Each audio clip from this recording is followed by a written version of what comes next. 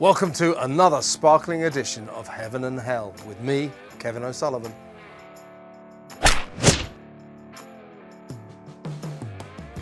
Friends to the end. What a sad day it was when we learned that Matthew Perry, the star of Friends, had died at the relatively young age of 54, a bachelor, yearning for love. Yearning for someone to spend his life with, a guy all around the world seen as a clown, a joker, lighting up every room, bound to be hilarious. And he was a very, very talented, funny guy, a brilliant comic actor, undoubtedly the best comic actor in Friends, although they were all very good. But whenever they were stuck for a difficult, funny line, it was Matt Perry who delivered it. But behind the extraordinary success of Friends, behind his kind of jester image and the witty image, good-looking guy and all that, was a tortured soul. He wasn't the happy, snappy, light-up-the-room guy. He struggled with depression, he struggled with alcohol, and he struggled with booze, and it was very open about that. He wrote a book recently, his autobiography, revealing that several times he nearly died because of his drug addiction. At one point he was taking 55 Vicodin a day. That's a very strong opioid that they nickname hillbilly heroin in Hollywood. And he was taking 55 of those a day, screwed his guts up, had to be operated on, went into a coma for 2 weeks, but survived and remarkably was still here. Anyway, the point is, we've lost a talented actor. I met him a couple of times, a very nice guy who was a tortured soul, and somehow or other the whole world is mourning for this poor guy, Matt Perry. Of course, his death is hell for so many of us, for millions of people, but we hope right now, Matt, you're up there in heaven.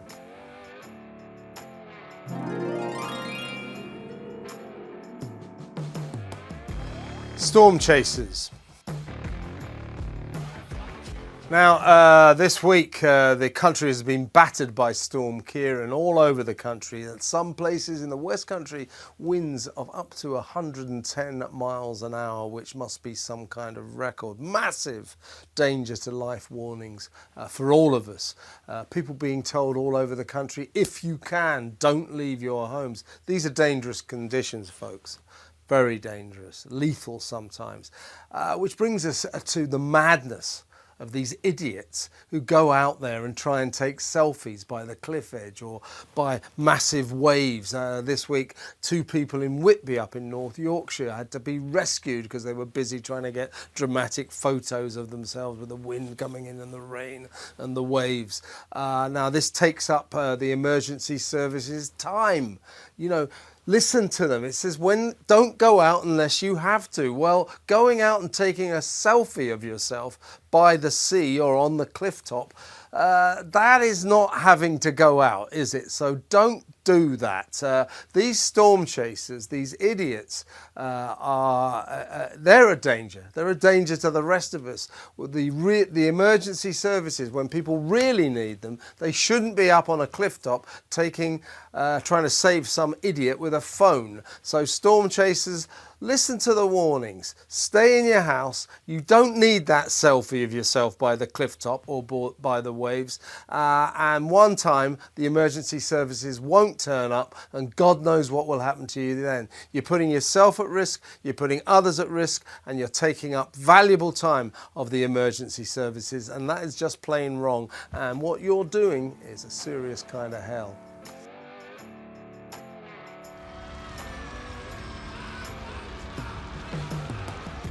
COVIDiots.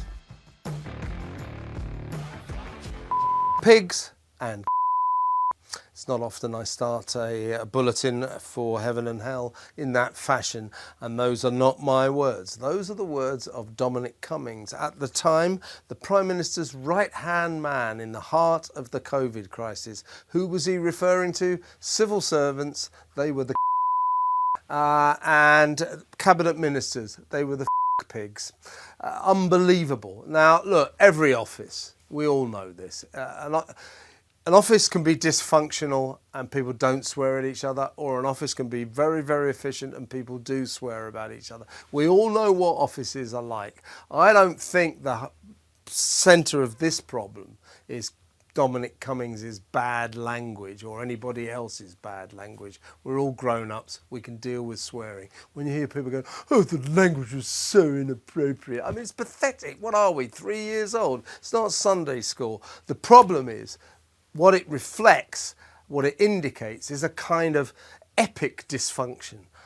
Boris Johnson, in the middle of the COVID crisis, was presiding over a number 10 Downing Street shambles, a shocking shambles where no one was communicating with each other. The only thing they were doing was saying, he's useless, she's useless, he's not in the wrong job, and so on and so forth. Then we have the civil servants say, well, we have to do this according to the systems, according to the protocol. And then you've got the politicians saying, we haven't got time for this stuff.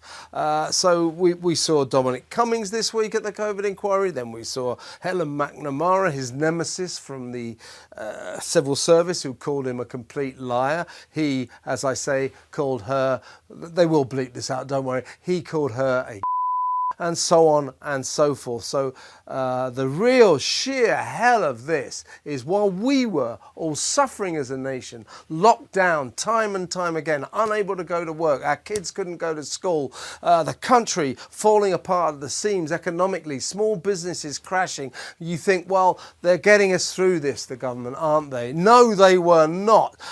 When we were suffering all of that, what was going on at number 10 Downing Street, except a load of drinks parties? Complete shambolic dysfunction. Unbelievable. Needless to say, to the number 10 Downing Street crowd in the heart of the COVID crisis, you can all go to hell.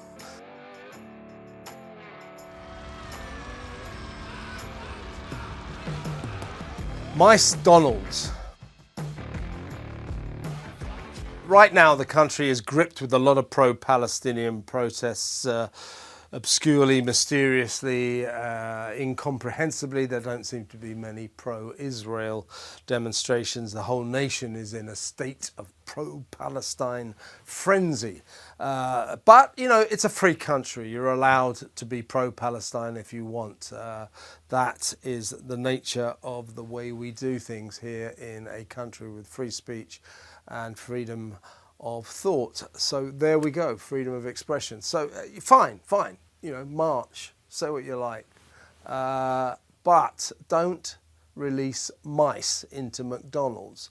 What on earth do those gimps think they're achieving with that nonsense? But, you know, if you want to be pro-Palestine, fine. But, you know, I'm pretty famous, notorious maybe, for being a bit of an animal lover. And one thing I will not tolerate under any circumstances is cruelty to animals in any way. To paint or dye these poor little mice in the colours of the Palestinian flag is it's a case for the RSPCA for a kick-off. So be pro-Palestine by all means, that's your right. But don't drag innocent creatures into it. Don't be cruel to mice. And by the way, they were chucking stick insects into McDonald's as well, which I also gather were painted the colours of the Palestinian flag. So that shouldn't be done either. So these people, be pro-Palestine, be pro-Israel, whatever you want to be, that's allowed. Don't be cruel to animals, because that is sheer hell as far as I'm concerned.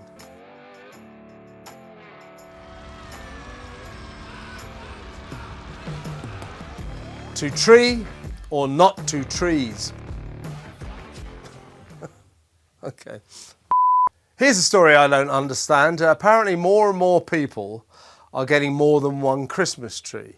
So, you know, I don't know about you, but we stick one in the living room and that's where it stays for the festive phase. And what's wrong with that? But apparently more and more people are sticking Christmas trees in more and more rooms. So you've got 2 trees, 3 trees, 4 trees. I mean, what do you want to do that for? What is the point? By the way, why do people start putting Christmas trees up in their houses in October? I mean, I understand why shops do it. The shops start doing it pretty much the end of August because they're trying to drum up trade, you know, buy your Christmas presents here. I get that. It's annoying, but I get it. But in your house? What do you want a Christmas tree for in October? More to the point, what do you want 3 Christmas trees for, or 4 Christmas trees for? I think that's probably bad for the environment, somewhere in there. I'm sure it is, most things are. So I'm against that, of course. I mean, I go and get a Christmas tree once a year with my wife, usually around about the beginning of December, which seems about appropriate. So all these people who get 3 Christmas trees or 4 Christmas trees, the thing I would say to you is you must be rich, because when I go and get my Christmas tree every year from the same place, I never get much change out of 70 quid. So if you can afford 4 Christmas trees, what is that? 280 quid or something. You know, good luck to you, but why? Why? And but as I say, it's bad for the environment too, so stop getting lots of Christmas trees. You'll save yourself a lot of money, and better still, you'll save the planet. And that, of course, would be heaven for us all.